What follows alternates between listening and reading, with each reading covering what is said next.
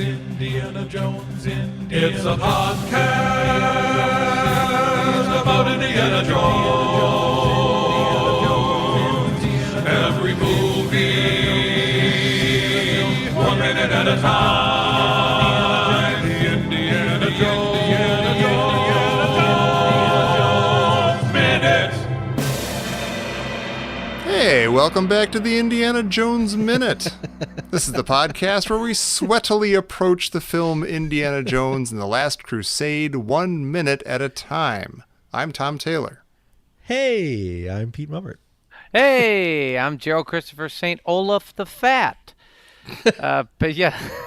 Don't laugh. Patron saint of those seeking fiddle faddle. F-A-T or P-H-A-T? Yeah.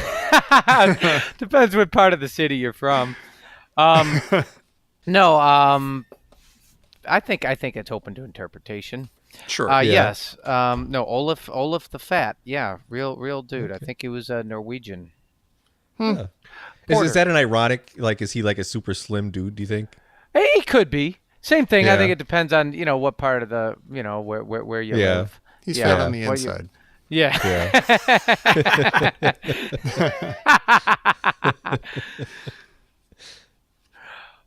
Porter? Yeah. Yeah, Porter. Pork rinds, Porter. And I am Brett Stillo, arch enemy of Fiddle Faddle, and ardent supporter of Screaming Yellow Zonkers. But hey, we can all be friends with that. There's room for everybody on the Indiana Jones Minute. We can all be pals. This is a safe place. We're learning about brotherhood and friendship through caramel-coated popcorn. So there you go. How are you, gentlemen? All right. How you doing? Welcome back. Oh, thanks. I am super duper excited to be back. I'm even going to say it. I think I'm more excited than any of my other previous guestings. I'm like a little schoolboy today. Yeah. Okay. Now, that's saying a lot because you were here for the Otto von Frackeseeker melee and Raiders. Yeah. Yeah, but I had a good time the other times, but I think as far as I can recall, this is the first time I've actually done a trilogy. I've read trilogies, I've watched trilogies, but this is the first time I've actually can say or maybe it's not a trilogy, maybe it's a trifecta or a trimester or a triskelion, but I usually don't do three things. Wow. Now I've done it. It's the magic number. We found if you do something three times, it becomes hilarious by the third time too, right, Tom? Oh yeah, totally. Right. It's intolerable. Yes. The rule of threes. Yeah. Yes. Yeah. And I just as long as Candyman doesn't appear in my mirror later. Yeah. Well, yeah. Just don't something like that. Don't podcast into the mirror 3 times, and you should be fine. Excellent. So, what movie are we doing today? Oh my God! Speaking of mirrors, we're doing minute 101.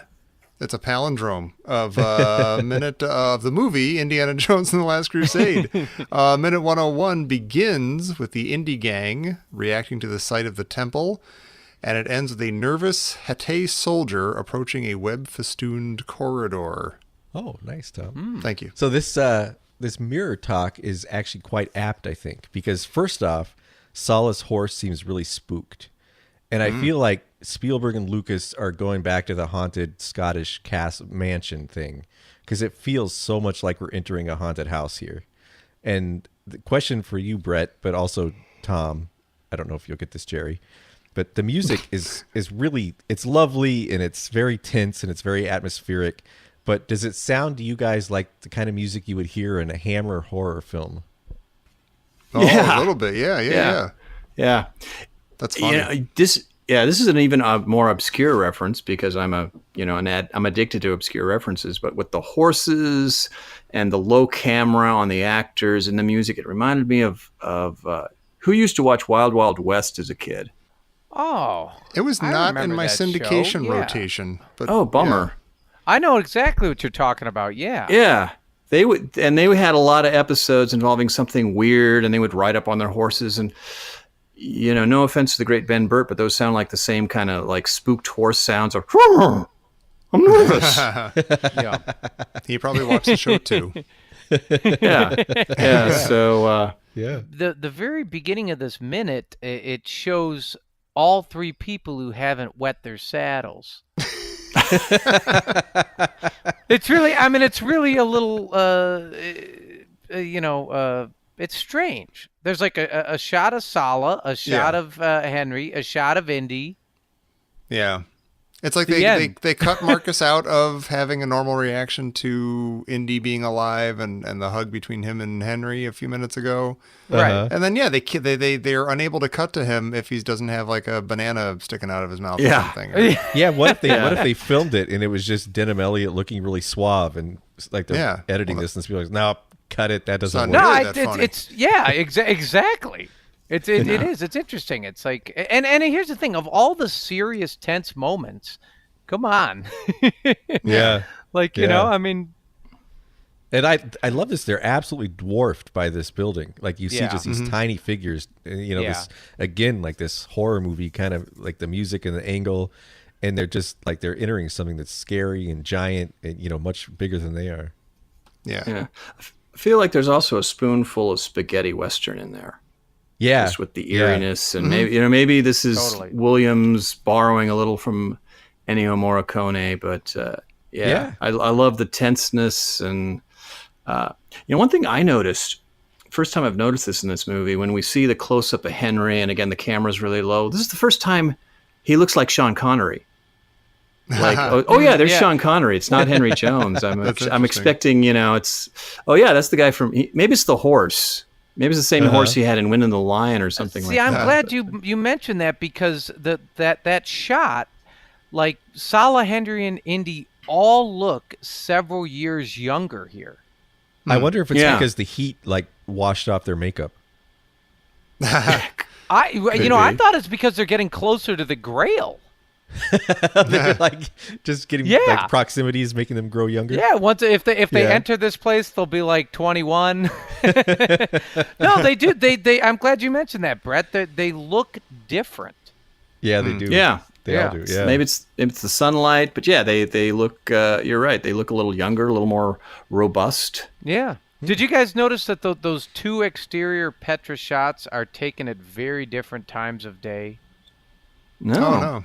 Yeah, if you watch, there's two at the beginning of the minute here. There's two shots of the exterior of Petra there, and one it looks like I don't know, maybe it's 5 or 6 o'clock or something, and then as they're walking up, it looks like I don't know, it's like 1. Yeah. Maybe they were just standing there staring for like 3-4 hours. That's what I thought it was that maybe they like bivouacked and just camped until the next day at noon. Or if they're growing younger, maybe it's some kind of time dilation.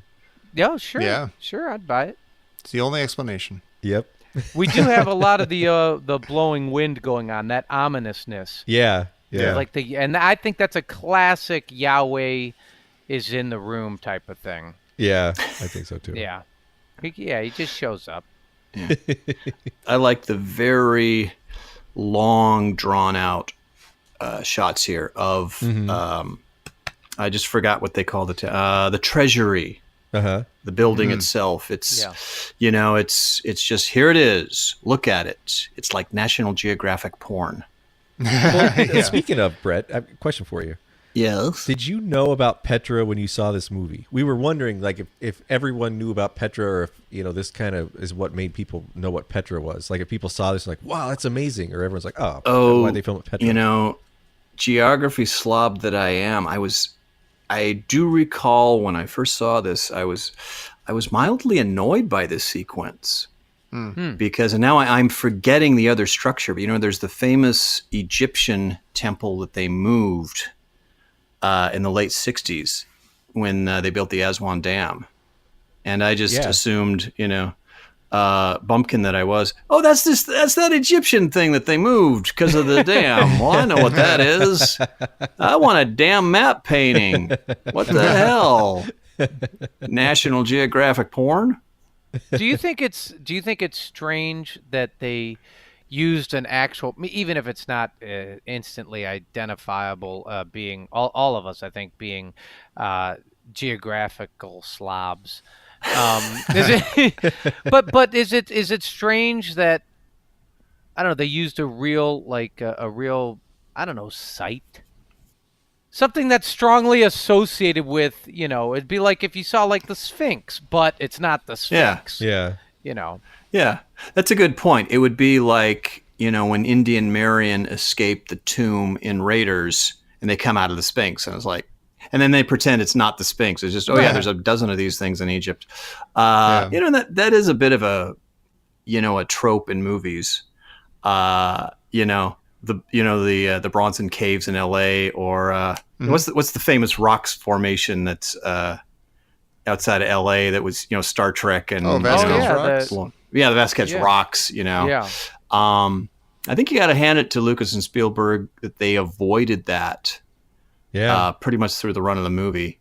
Oh, San Francisco takes the place of Washington, right? At the end of Raiders. Yeah. The stairs that they're True on. that. That's a good point. True that. Yeah. Although in hindsight, I guess most people didn't recognize Petra and go like, hey, wait a minute there. But like knowing it now, it does seem a little weird that like Indiana Jones archaeologist isn't like, oh, why are we at Petra? We're supposed to go down the road. This is actually like second semester. Yeah. This is like A102. He's never gotten the second semester. He's always leaving by the window like 2 weeks into the first semester. Oh, That's true. a good So he's like, point. son of a gun. He never got to archaeology 102. I've never seen anything like Hilarious. this. You guys might have already talked about this in a previous episode, but my understanding is Petra was, if you will, like an open secret. It wasn't really well known. They had just started to do some significant excavations there, so it was in a way a new place. Yeah, sure. Or a lesser known place. So yeah, I could see the temptation of, hey, look at this. This is neat. Especially if someone a few months before had, say, done a music video at Petra. Yeah. Wait, is that true? Yeah. Oh, Pete, should we talk about the goth angle to this movie? Yeah, please do. Okay, so let me pause because I know this is an interesting thing you guys have been talking about in this movie. A while back you brought up the Human League and book burning, and then when you had Jim O'Kane on, you had to bring up Flock of Seagulls because there was a flock of seagulls. I can swear when those birds take off, you can hear them going, I ran too far away. But the Sisters of Mercy, the pinnacle of goth, they did a video called Dominion that they shot at Petra, and they shot it a good, I think, 3 months before Spielberg and company got there. Oh, wow. Yeah. Scooped them. Yeah, they scooped them, and you look at the video, and there's Bedouin riders going through the chasm, and you kind of wonder if Steve stole a few shots from this music video, or he saw it and he said, "Hey, that'd be cool. Yeah, let's do that." Yeah, but and I like that video, the pinnacle of like goth music, and everyone's wearing white. Yeah. And goth superstar Andrew Eldritch looks like Tote's nephew. He's got these dark glasses, or he looks like the guy that tried to grab Marcus, with the black hat and the dark glasses. Oh yeah, Matthew Broderick. Yeah, that's right. He was Matthew Broderick. Right. So yeah, but yeah, it's the video's goth as bleep for sure, and. It's interesting. There is sort of this, intrigue aspect to it. I kind of wonder if they did a little homework and they knew about, T.E. Lawrence and Petra and the history there. So, but anyway, yeah. So there were goths. Indiana Jones had a goth sidekick. Speaking of goth sidekicks, can you guys go to Second 31 and take a look? What, Tommy? This is a question for you.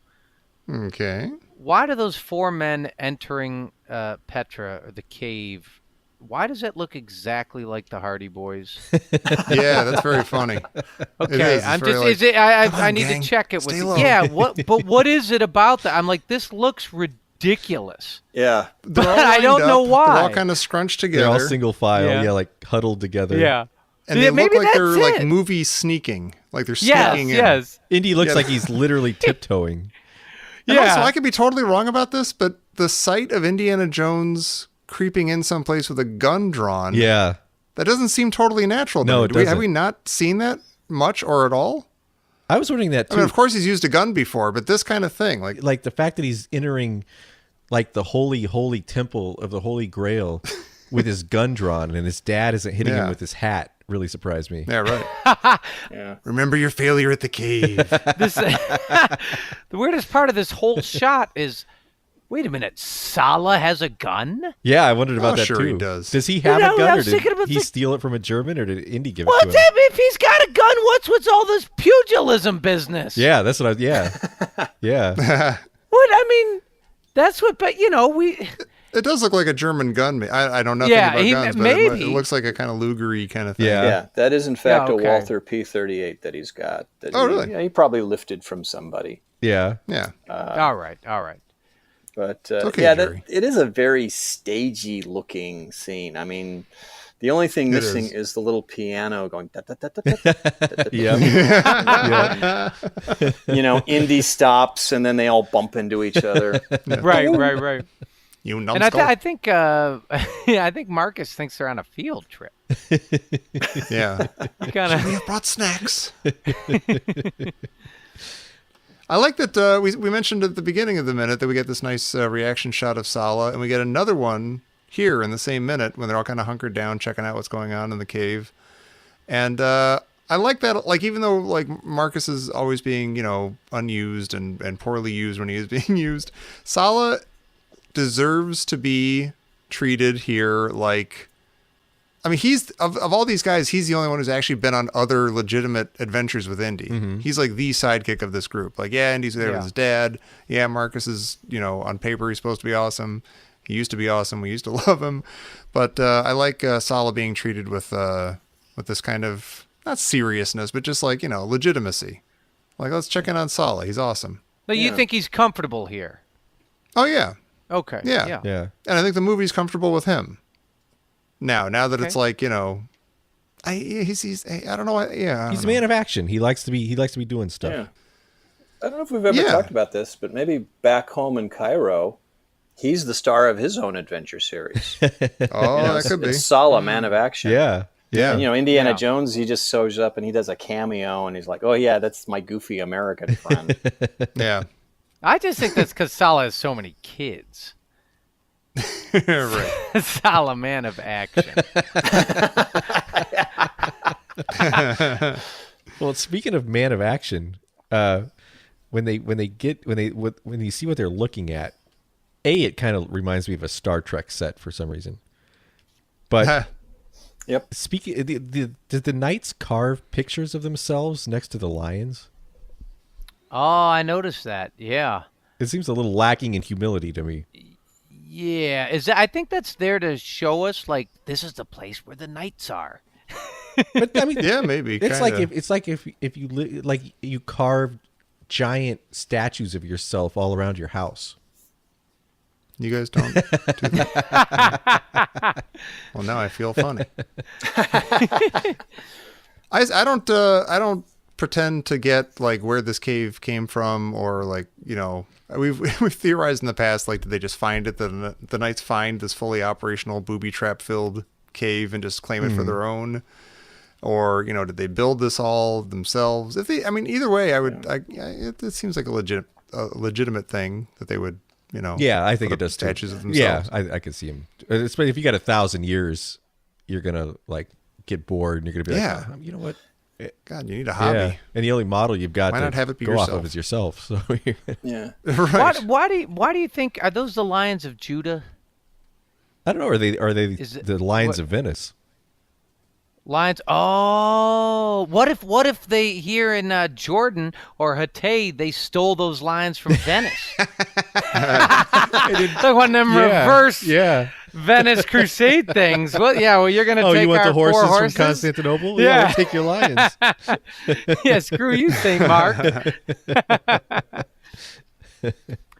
I like that. I don't know. But yeah, could it maybe this is like an Egyptian kind of thing where way back 2,000 years ago they carved these lions, and this was a Near Eastern cave, and then the knights came along 1,000 years ago, and they covered over stuff with their own thing, so people think they built it. As you guys have been doing the show, have you been able to get a guest who is an actual member of the Knights of the Cruciform Sword? Because it seems like if you just had one guy who rapped, not that we know of, he could tell you. They don't have email. We have to. You know what sucks? You have to keep going around ripping everybody's shirt down. Sorry. There's another zero. Yeah, because it might be disappointing. Yeah, you might say, "Oh no, those aren't lions; those are gophers." Yeah, with those large Jordanian gophers. Long ago they were worshipped as gods. So. Well, how do you think this conversation went where they get the Hatay soldiers to volunteer? You see him volunteering in a second. It's a lot of yelling and pointing guns at him. Right. The next guy. That's right. But how do you think it was that guy? Like, do you think they originally was it one of those school things? It was like, well, who would like to come up to the blackboard and show us how to solve this problem? Yeah, they point to the kid who's like hiding the hardest. Yeah. Making the least eye contact. So, if someone doesn't volunteer, I'm going to have to pick somebody. The odds are still in my favor. Yeah, exactly. You know what this guy's thinking as he walks through the thing, by the way? It's going through his head. Onam Shiva, Onam Shiva. Yeah. Oh, yeah, it is a little. He does. He looks like him too. Larry from accounting. Yeah. I have a dumb question. Because I know the answer, but I feel compelled to ask. And I mean, it looks like the same guy. It looks like the same actor, but it can't be, can it? That's a good question. It's one. I don't think it is the same. No, I don't think it is the same actor. But yeah, I don't think so either. I really want it to be the same guy. I think that would be in fact, I got all inspired. I had this wonderful thought that, since we've got Pat's brother Patch Roach. We have Pat Roach in. Technically, he's in all three of the movies. But what if Alfred Molina had been in all three? And in every movie, he dies a grisly death. So it's a tipo boom, and then he could have been the guy in the cage who was sacrificed by Molaram, and then he could have been this guy. And would have had that his own little trifecta of grisly death. I like that. That would have been fine with me. It would have been fun. Yeah. What's really weird is the guy looks like he's using his Jacobson's organ, like to smell. Do you guys know what I'm talking about? I'm looking up Jacobson's organ right now. No, well, Pete, you have cats. Yeah. Have you ever interrupted your cat, like caught it off guard, and you walk into the room and your cat doesn't know you're in there, and like they do that thing with their mouth, where they open their mouth and it's like they're smelling with their mouth. Yeah. Yeah, and you're like, hey, yo, you okay? Yeah. Like, what are you doing, man? Like, is this some pledge game or something? And so, that they're using their Jacobson's organ, which is, you don't have to look it up, Pete. I've done the work. Nice. It's a patch of sensory cells within the main nasal canal that detects like moisture-borne odors. Huh. Oh, weird. That's cool. Yeah, and it's like what he's doing with his mouth. He's. Oh, wait, humans have that? No. Only they don't, Jacobson Tommy. did. That was a little joke. Yeah. But cats have it, and some mammals have Yeah. it. No, I don't think humans have it. I don't know. You don't think? Well, I You do. might be I mean, onto something. I don't smell with my Jacobson's organ. And for the record, Jacobson was a cat. Yeah. So of course he named it after himself, and he only went on the cat angle. He walks through and he walks into that tunnel and he's like, I don't know what, it's like he's doing something with his mouth and he's breathing weirdly. I think he's breathing weirdly. He's nervous. He's using his anxiety gland. Extreme allergy to cobwebs. Yeah. Oh yeah. To chintzy cobwebs. I like these cobwebs. Is he hyperventilating? Like if maybe if he had a paper bag he could breathe into? Oh yeah. Does that really work, or is that just a sitcom thing? I worked on Three's Company. Yeah, that's where I know it Yeah, from. I don't know. That doesn't help. I have no idea. You'd think you'd have the opposite effect. It's like if you're hyperventilating, don't you need oxygen? No, I think you're Here, like blow getting into this too much, bag. aren't you? You're like gulping air, so you're getting too much oxygen. So I think you're supposed, that thins it out with the CO2. Oh, is or that what it is? I think that so. Would make sense. Wow. Yeah. Now, I'm not a doctor. Please do not take this as medical advice. I've watched a lot of TV. Thank you. Does the German soldier in green look like he's like added in with CGI?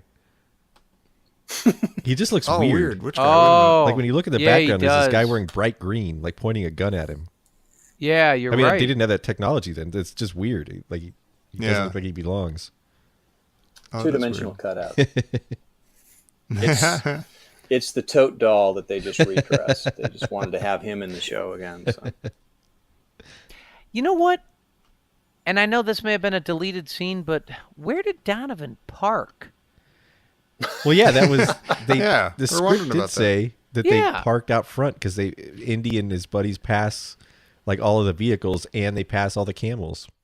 But you know what's really, really strange? If I'm Indiana Jones, even if I have a gun and Sala has a gun, and I pass all these vehicles and camels, and, clearly there's no Hatay soldier or Nazi standing at the outside. I mean, if you know the guys are right inside, wouldn't you maybe look for a alternate entrance and, like, maybe try and ambush them or something? Or just watch and see what's happening? I think that's what they're trying to do here, but then they get caught. Yeah, but I mean, they walked through the front door. Maybe that's why it was. Yeah. The sunlight was 5 hours different as they spent 5 hours walking all around and realizing this is the only entrance. That's fine with me. Yeah. Well, do we have anything else for 101? Even people who maybe not are not here and have to communicate telegraphically or something, or share their thoughts and feelings. Well, I'm reading about Perplexing hyperventilation. questions. The condition in which you start to breathe very fast. Healthy breathing occurs with a healthy balance between breathing in oxygen and breathing out. All right, hang on. And a slice of toasted butter and some orange juice. Speaking of hyperventilating, Hey. this just in from Professor Christy Porter. Why is Sala still in a tie, but Henry lost his bow tie? Could this be a symbol of letting his defenses down? Oh, I like that. Yeah, that's nice. I have a theory about that. Oh. Yes. Since we've been talking about possible time-space distortions, Henry is actually slowly devolving into Zed, the character he played in Zardoz. Oh, okay. We don't see it, but, after he drinks from, I don't want to spoil anything if you haven't seen the end of the movie, but when they leave, after the credits, his hair darkens and he gets a ponytail and he wears bikini briefs. Yeah. And there it is. Yep. And a friend of mine owes me $5 because I said, I'm going to get Zardoz in there one way or another. Gotcha. You could have just screamed it at the end. That's true. That would have been You better. still can. That's an easy $5. $5 is $5. Well, Brett, thank you for... Oh. Brett, thank you for joining us today. This has been awesome. My pleasure. My pleasure. It's been so awesome that we think you should come back tomorrow. Can you do that? I could do that. I right. would like to be doing some Zardoz cosplay if that's all right with you guys. Not okay. sure. Never mind. I'll leave this. Guys, we're not going to do it, but we'll tell Brett that we are doing it. Yeah, I'd love to come back tomorrow. What movie are we doing? Awesome. We'll probably do the same movie, but like the next minute. Okay, that's cool. All right, I'm down with it. Let's do it. Sure. Yeah, it sounds insane, but it works. In fact, it's so insane that you've done this a couple of times in your own variation. So where can people find those amazing shows? Why, yes. Segue. My partner in crime, Mr. Josh Horowitz, who was introduced to me through Pete Mummert. About a month ago, we wrapped our last show, our latest show, 5 Minutes of Banzai, a show which all three of you appeared on at somewhat different times, but that was a 5-minute analysis of the cult film The Adventures of Buckaroo Banzai across the eighth dimension. And we as I said, we just wrapped that, but we had sort of a big finish There's still some reverberations going on, and we've become minor celebrities in the Buckaroo Banzai community, such that it is. Awesome. And fun and surprises coming up. We may have a few surprise guests for a few special episodes coming up. Oh, cool. Oh, very cool. we will not promote that. Don't worry. No, don't say it. Don't say anything. Just cut it out. Just edit that out. All right. We don't want people to find out about it. Awesome. Well, everyone, look for that, which you don't know what it is because we haven't said what it is yet. But do follow 5 Minutes of Banzai and your other show, 5 Minutes of Trouble. Before Big that Trouble was in 5 Little Minutes China. of Trouble. Yeah, Big Trouble in Little China, The Adventures of Buckaroo Banzai. Hard acts to follow. I don't know what we're going to do to follow those two up. You'll think of something. Probably an ice skating movie. I don't know. Sure. Ice castles. Xanadu. Oh, ice cream. Wow. That's roller skates. That's roller skating, yeah. 5 Minutes of Xanadu. That would be a challenge. Wow. I think so. Just to get through 5 Minutes of Xanadu would be a Yeah, challenge. just the first I five. love that movie. Just listen to the soundtrack. The most beautiful thing ever created by human beings. The first 5 minutes, that's pure ELO, so that's all right. Everything after that, Oh, my God. we cannot be responsible for what happens. All right. Well, everyone, go get the soundtrack to Xanadu and stop there. And then while you're listening to it, join us tomorrow for minute 102 of Last Crusade here on the Indiana Jones Minute. A place where nobody dared to go. Let's get physical. Wait, that I wanna wasn't in get- Xanadu. You know what's really weird? No, it wasn't in Xanadu. It's true. But when that second or third verse, she starts singing, "Let's get animal, animal," and you're like, that just got weird. Yeah. That just got weird. I'm not You're going to making get it cute with leg warmers and stuff and Yeah. aerobics, but now It's I think I know what you're talking about now. Yeah, you made it dirty. You're not fooling me, Physical's Olivia one. Newton-John. Physical's one thing. Animal, that's something else. Yeah. Could have been a reference to In-N-Out Burger. I don't know. I was just thinking that myself.